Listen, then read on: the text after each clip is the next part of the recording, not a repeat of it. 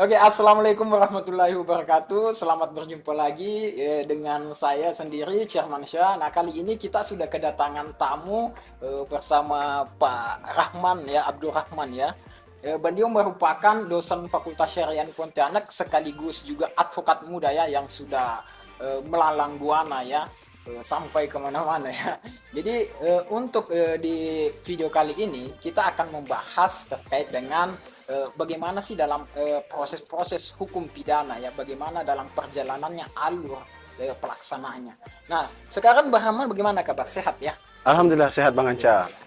Oke, Bang Anca bagaimana sehat? alhamdulillah sehat. Alhamdulillah. Keluarga aman? Keluarga alhamdulillah sehat, aman Alhamdulillah. semua, Aman ya, oke. terkendali. Alhamdulillah. Jadi begini Bang Rahman, terkadang banyak pertanyaan-pertanyaan dari kawan-kawan sahabat ya. Siap Dia Bang Anca. mengatakan kalau ketika ada perkara misalnya dalam pencurian ya, bagaimana sih alur dalam perkara pidana ini? Menurut Bapak seperti bagaimana dalam penyelesaiannya? Ya, baik Bang Anca, terima kasih atas undangannya dan pertanyaannya sekaligus berkaitan dengan kasus pencurian ya. Kita ketahui bahwasanya kasus pencurian ini masuk ke dalam tindak pidana namanya. Di dalam hukum itu ada namanya hukum pidana. Maka kalau pencurian itu masuk dalam tindak pidana. Nah, dalam kasus tindak pidana ini ada beberapa tahapan yang bisa diselesaikan secara eh, non litigasi dan secara litigasi. Pertama itu tahapan tingkat kepolisian. Istilah lainnya dalam hukum itu disebut dengan penyelidikan dan penyelidikan.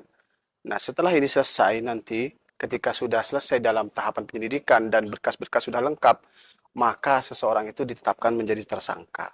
Nah, kemudian kalau sudah tetap menjadi tersangka, kemudian lengkap barang bukti dan segala macam, ada tahap pelimpahan lagi. Pelimpahan kemana? Yaitu pelimpahan kepada jaksa.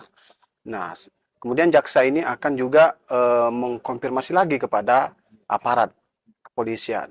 Sehingga nantinya kalau sudah selesai, ini sudah lengkap, lalu jaksa melimpahkan lagi ke pengadilan. Nah, di pengadilan inilah seorang yang melakukan tindak pidana itu, baik itu pidana pencurian, penggelapan, penipuan, bahkan pembunuhan sekalipun, maka diproseslah secara pengadilan. Nah, tahapan pertama di pengadilan ini namanya dakwaan. Nah, dari dakwaan ini siapa yang mendakwakan? Yaitu JPU tadi. Persangkaan ya. Iya, jaksa penuntut umum itulah mendakwakan kepada terdakwa itu. Nah, maka di dalam ini proseslah setelah dakwaan baru pemeriksaan pembuktian dan segala macam. Sehingga nanti ketika sudah terbukti bahwasanya seseorang ini memang betul-betul melakukan tindak pidana itu, maka hakimlah yang akan menilai bahwa seseorang itu memang betul melakukan pidana atau tidak, maka hakim yang memeriksa dan memutuskan atas keyakinan dan berdasarkan bukti-bukti yang ada itu. Lalu kemudian setelah putusan itu diketahui bahwa apakah dia memang terpidana atau bukan. Kalau memang dia terpidana, maka dia akan diputus sebagai seorang terpidana. Nah, demikian terkait tentang tahapan-tahapan Tahapan-tahapan ya dalam dalam penyelesaian perkara penyelesaian perkara pidana. pidana itu. Nah begini, terkadang juga adik-adik mahasiswa sahabat bertanya terkait dengan restoratif justice, keadilan restoratif. Masih ada yang kurang paham. Ini terminologi yang dari negara luar ya. Nah, menurut Bapak itu restoratif justice seperti apa?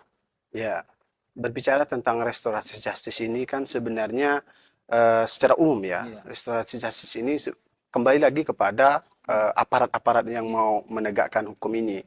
Dia lebih kepada kebijakan.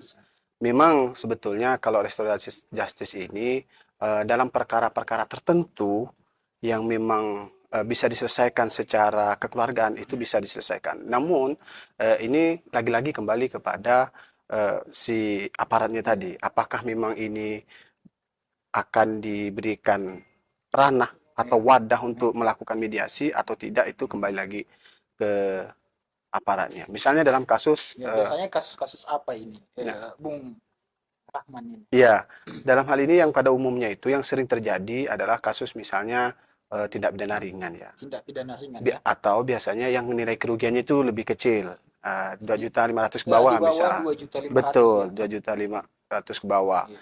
Nah, namun ada juga yang tidak menilai nilai kerugiannya, misalnya tindak pidana penganiayaan ringan. Ya, delik absolut relatif kayak Betul, delik relatif ya. betul.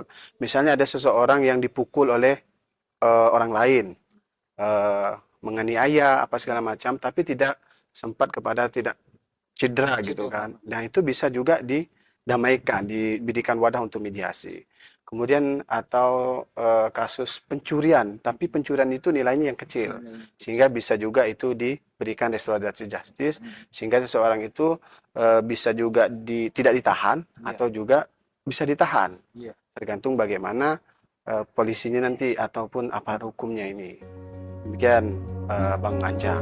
Baik, sampaikan oleh beliau menjadi tercerahkan, menerangkan ya, sehingga kita sebagai manusia yang mungkin terkadang kita luput dengan kesalahan, sehingga kita bisa mengerti bahwa di dalam kehidupan kita ini bermasyarakat ini tentu ada aturan-aturan yang mengaturnya ya. Jadi semoga yang kita sampaikan bersama di dalam video ini bisa memberikan manfaat kepada adik, sahabat. Lebih dan kurangnya mohon dimaafkan. Akhir kata, wassalamualaikum warahmatullahi wabarakatuh. Waalaikumsalam.